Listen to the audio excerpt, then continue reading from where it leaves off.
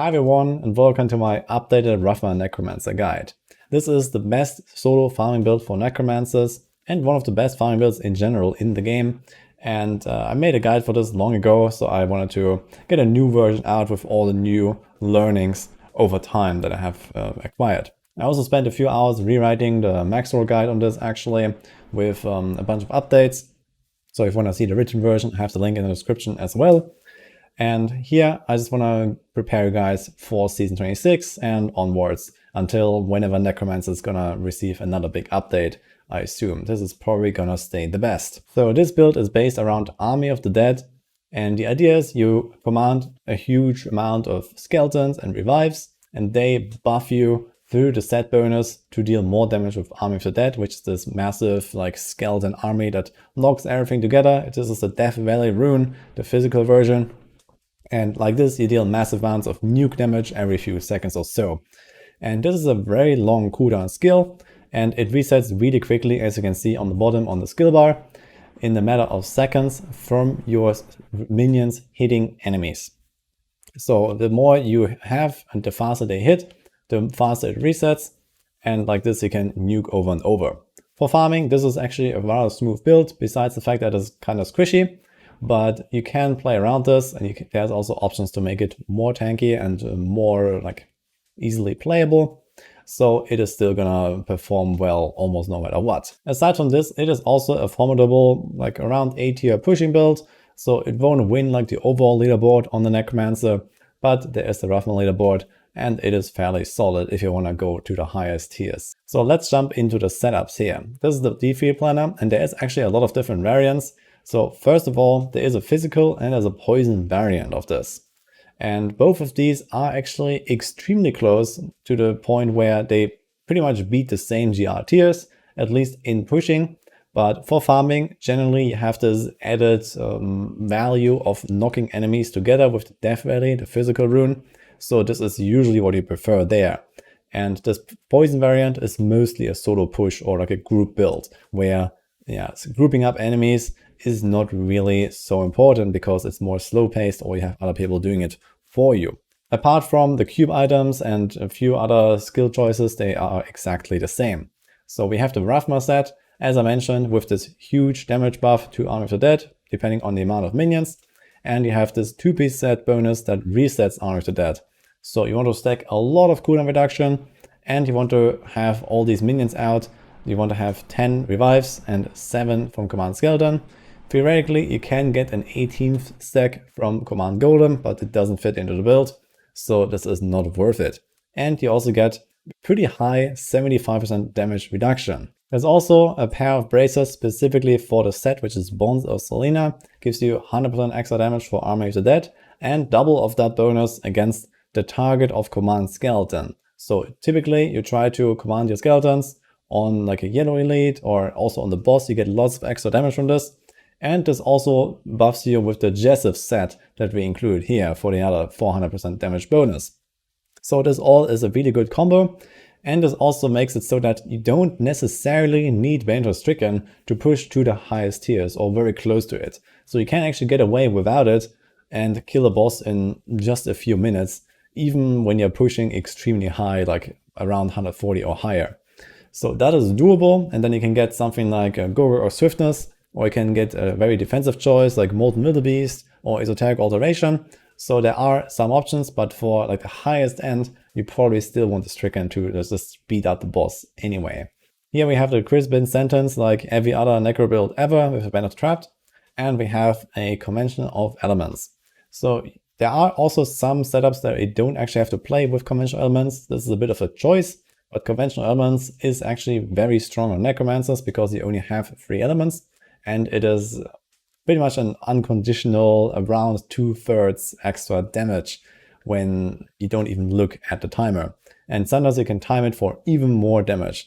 So it is definitely a really good choice to include, but there are some variations and I want to go over them. So if you look at the skills here, we always have Bone Armor, we always have Command Skeletons and Revives because you need them for the set bonus. We always have Blood Rush because else you won't have mobility and you won't survive. We always have Army of the Dead, in this case Death Valley with physical. And then there's one more skill slot. And this one is actually like a little bit open in what you choose. So there are 3 main variants. This is the curse variant where you run Decrepifier. So like this, you can apply the slows at range and you just refill your resources with Dark Reaping. So you have to be a bit careful by not spamming your curse and your essence too much, else you're just gonna run out of resources. But it's not really a big deal because you have a lot of resource cost reduction and it only costs 10, so almost nothing. And there is also variations with Simulacrum, for example, where instead of this flow curse, you have Simulacrum, and you can even combine this with a Haunted Vision, which is actually what you're seeing here in the background of those speedruns. Also a third version that uses the Grim Scythe, which is something you're gonna see mostly at the higher end of the leaderboards with high paragons, because this forces you to go into melee range very often, and this makes it very difficult to survive. But like this, you can apply all 3 curses with Frailty and Leech and Decrepify at the same time, which is actually also very useful and helps you to stay alive again. But typically on the lower end, you're not going to be very tanky, and I wouldn't recommend doing like a melee playstyle, but this is definitely another version to push with at the very least. What I found best in farming is usually running with Simulacrum, and then you have a few choices for your jewelry. So you can run Squirts and COE, or you can run Squirts and Haunted, so this would be a variation like this, or you can even just run Haunted Visions and COE, which I found to be like the easiest, because you don't have to worry about not getting hit with Squirt's Necklace, so you always have your consistent like toughness. Keep in mind that depending on the skill you choose, you also change your weapon cube slot. So typically with the Curse and with the Scythe, you're gonna have the Traguls, and with the Simulacrum, you will have the Rylena. So this gives you extra damage, more than the Traguls, when you have your Simulacrum out because of the essence that you get from it, but you're gonna have less damage when Simulacrum is down. So this is kind of the trade you make, and it is kind of similar average damage. So sometimes you're gonna be weaker, sometimes you're gonna be stronger. One thing to note for the poison variation is that you will have the Naya's Black Death, which is even stronger than the other 2 options I just mentioned. But it also forces you to use your poison skills once every convention rotation. So it has a 15-second individual timer for each stack, and you will have 4 different poison skills. So Bone Armor is very easy, Scythe as well.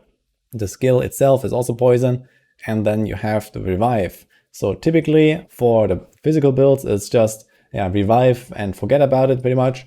But here you have to do it every single time, and this also fears enemies away. So this is something to be careful with, especially when you're doing pushing and you don't want to fear your enemies all over the place because you want to group them up. What's important for your items is that you have a lot of cooldown reduction, as I had mentioned. Air damage is also not bad. And aside from this, there's actually not really that much to stack, just the general damage stats like crit and poison or physical. And also, usually 1 life per hit roll on the Bracer is very good, because you have this Grisly Tribute passive, and this gives you 10% of your life per hit every time your minions hit an enemy. So with 17 minions out, you get a ton of life per hit from this, even when you play those ranged playstyles with a curse where you don't actually have an attack in your setup. So all you can do is curse, and this doesn't proc it, but your minions will heal you. So this is extremely potent, especially when you're solo pushing and you're constantly taking damage. So here's an Echoing Nightmares setup. So if you want to play this in Season 26 for Echoing Nightmares as a Necromancer, it is not really the best build to do it with, but it will probably reach wave 150 rather easily, because Channeling Paladin is extremely powerful, and you also have the Speed Paladin that helps you out a bit. You have the power, of course. So it's going to be kind of easy, but not the fastest. But as a Necromancer, you don't have many good options. So here, this is very similar to the pushing build, like the poison variant. So again, we have the nice Black Death, and you don't need a Stricken here. So you can simply run something like Gogurk, or you can go with Esoteric if you like, if you want to have even more toughness, and it should be pretty smooth. Otherwise, nothing really changes. And this pretty much concludes the guide. So there are a lot of really cool variants on this build, which is one of the amazing parts about it. And personally, I also just enjoy Rathma Necromancer a lot. And it is also really good, actually.